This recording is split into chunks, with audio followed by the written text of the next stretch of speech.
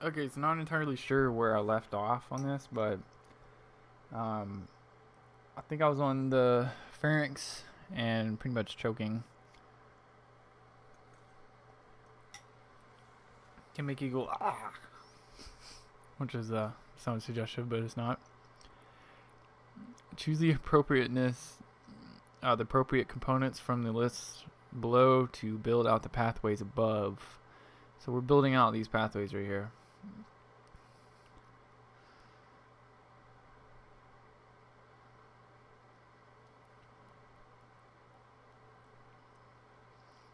Oh, okay, yeah, that technically just goes to this. So this is already, the different pathways. Then indicate the location of the relevant receptors. So where's the H1 receptors? Where are those at? Those are at the von Wing center, and the STN are the solitary tract nucleus. So if you can see, it's right there, the H1 receptor. And as you can see it right here too. So the M receptor, the muscarinic receptor, is the VCCT, the von Wing center. There it is. Isn't it M1?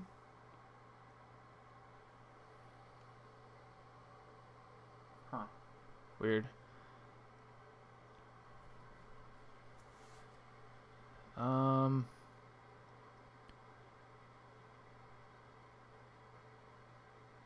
Chemotherapeutic trigger zone.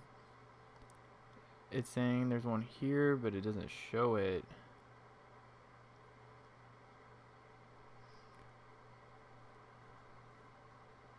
That's kind of throwing me off. And the STN, which is the solitary tract nucleus, but it doesn't show it here, so maybe she's wrong. Maybe this is not part of it. Huh. Weird. The 5-HT3 receptor, and this is the serotonin receptor. It's in the vomiting center, the chemotherapeutic trigger zone, and it's in the stomach and small intestine, as well as the solitary tract nucleus. So yeah, so one reason why the 5-HT3 receptor antagonists, like, Phenergan. This is why it's such a dirty drug, because it hits all those receptors throughout the body.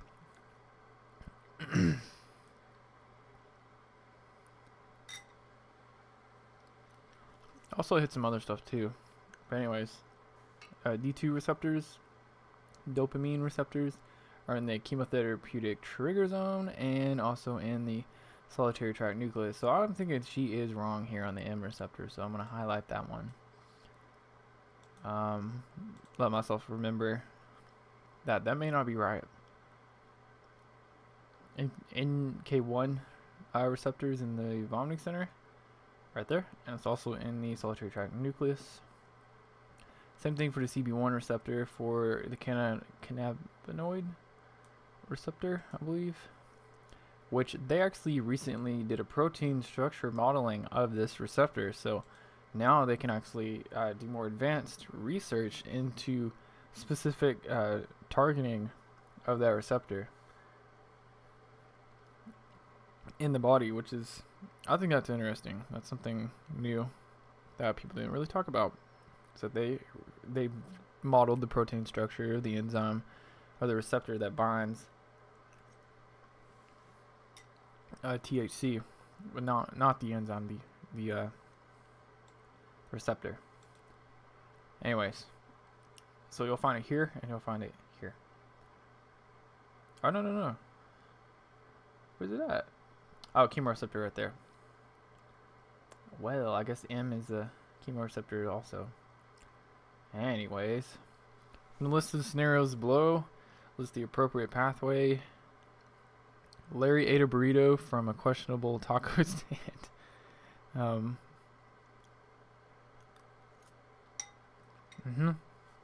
So it had salmonella in it, which is a bacteria. So that's going to be going through the local irritant. So he had a local irritant right here. That's what they're saying right here. The local irritant that goes through the local irritant pathway. Let's see. She also said bloodborne emetics could have been in there. So maybe the bacteria there could have been some kind of weird, questionable something in there. I'm really not sure how she decided to do that, but she was saying it's such as, I guess, questionable. They might not have had real meat in there. Got some weird toxic chemicals, or the bacteria were releasing toxins themselves.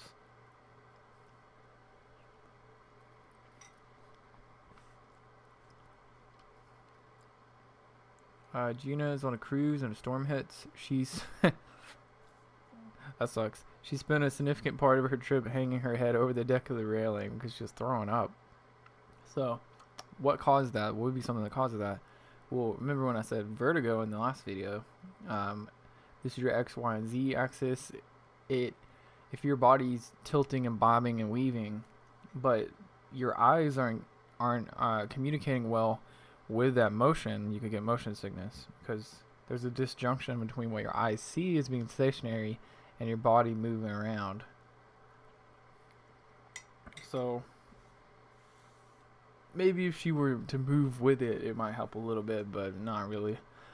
So her vestibular system is getting sick, so it's just the motion sickness from the inner ear going to the vestibular apparatus. I mean, that's really where you'll find this anyways. It's in the inner ear. But yeah, within the inner ear, you have stimulation of the vestibular apparatus through those little loops, which will send signals through the cranial nerve right here, 13, to the cerebellum, where you're going to have the medulla or vomiting center getting stimulated. So Tina has anxiety. These are emotions, and yeah, this person's pregnant. She smells and makes her run for the toilet every time someone gives her pizza. Pizza and anchovies. You're sensitive to the smells, and this is the sensory input of pain, smell, or sight going to higher centers in the medulla, similar to the emotions. It's just you replace the initial stimulus. This is something that's very quick too. Guy gets a hair stuck in his mouth on his way to class and cannot get it out. He ducks behind a bush and dry heaves. So it's in his pharynx. He has this annoying little hair in there. It might be rubbing against his uvula or whatever, and it's pretty much causing him to gag, which is going to stimulate the glossopharyngeal and trigeminal afferent neurons in the throat, which is going to go to the somatic, a solitary tract nucleus, sorry, and then to the medulla or vomiting center. This guy is also a heroin addict. Dang.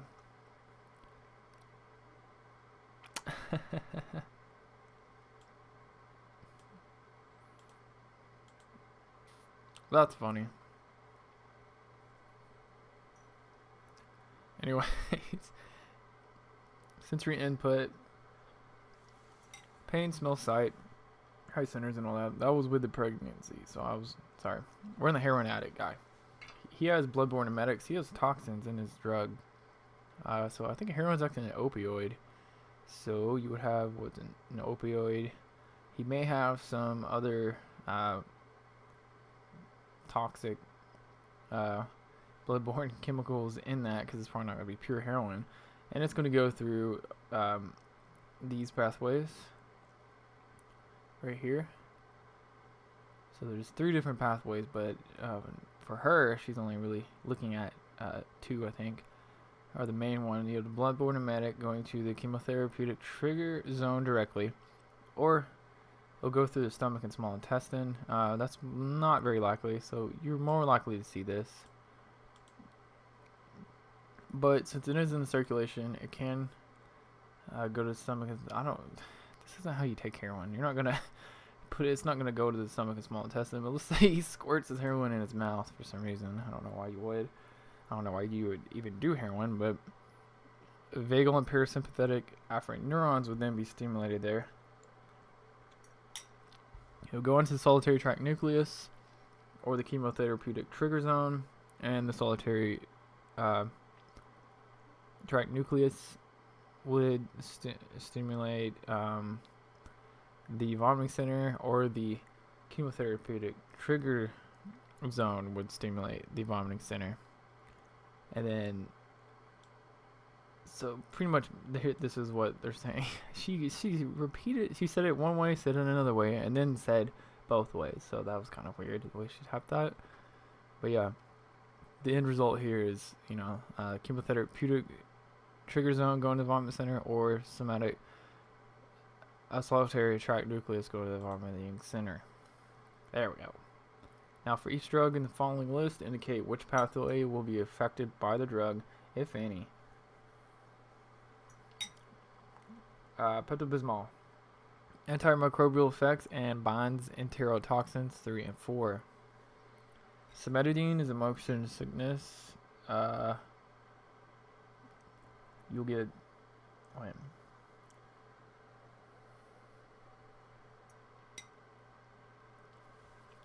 Cimetidine can lead to motion sickness. Nope. I don't know what that means, but won't pass through the blood-brain barrier apparently. Dyspepsia, accompanying nausea and vomiting stimulant, lie yes. But it does not interact with the nausea, vomiting, signaling. So it can't interact with motion sickness. That's what it's saying here. Okay. Because it doesn't go across the blood-brain barrier.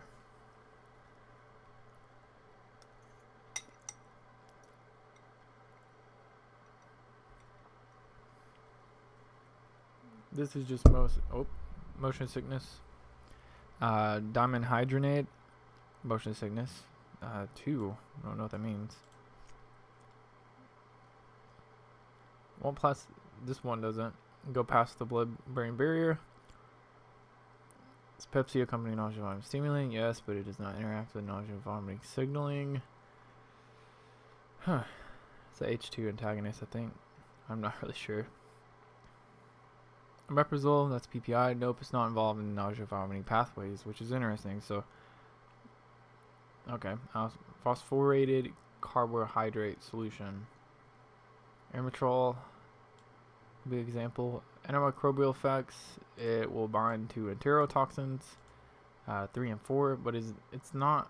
It is more beneficial for rehydration and after vomiting than for. Yeah, so it's beneficial. So this phosphorated carbohydrate solution is beneficial for rehydrating you after you vomit, and it's less preventative because it doesn't stop vomiting. So it's used for nausea and vomiting to treat the symptoms that accompany vomiting afterwards. It doesn't stop it. Ranitidine, motion sickness, no. It does not pass the blood-brain barrier. You get dyspepsia, accompanying nausea and vomiting, stimuli. Yeah, that does happen, but it does not interact with nausea and vomiting signaling.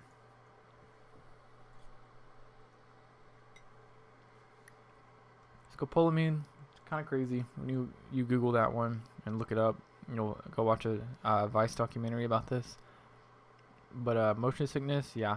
It blocks cholinergic transmission from the vestibular nuclei to a higher center in the central nervous system. So it's an anticholinergic drug, which blocks acetylcholine.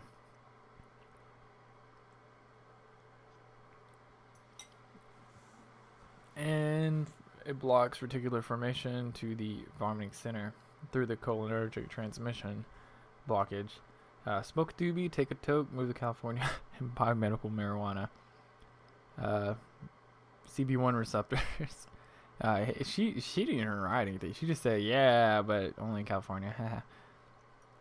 So I thought that was funny. Estranabinol. Does Pepsi accompanying nausea and vomiting stimuli? Yeah, but it does not interact with the nausea and vomiting signaling. So yeah, that's how Tums works, whatever. So that's that one. I'm gonna stop this video here.